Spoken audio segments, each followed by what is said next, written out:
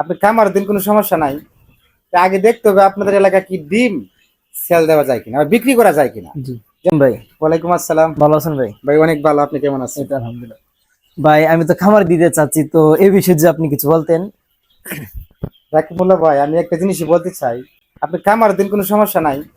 তা আগে দেখতে হবে আপনাদের এলাকা কি ডিম সেল দেওয়া যায় কিনা, বা বিক্রি করা যায় কিনা। জি যেমন আমি কিন্তু ফান্দ ভরে আছি, ডিম কিন্তু আমি মূলত ঠিক মতো সেল দিতে পারতেছি না। যদি ডিম দিয়ে আমি রীতিমতো সেল না দিতে পারি, তাহলে আমাদের এই যে পাখির খাবারটা করতে আসবে। জি একটা পাখির কিন্তু আপনার সর্বোচ্চ 1 টাকার বেশি খাবার খায়।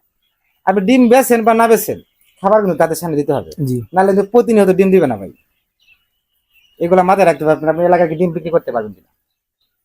তার মানে আগে ডিমের চাহিদাটা দেখতে হবে হুম, মার্কেটে। আগে আপনি ডিমের চাহিদাটা দেখবেন, যদি ডিম বিক্রি ইনশাআল্লাহ। করা যায় তাহলে আপনি পাখির কামার দেন, আমি আপনাকে হেল্প করব, আপনাদের এলাকায় আমি যাব, যতটুকু আমি পারি আপনাকে আমি সাপোর্ট দেবো।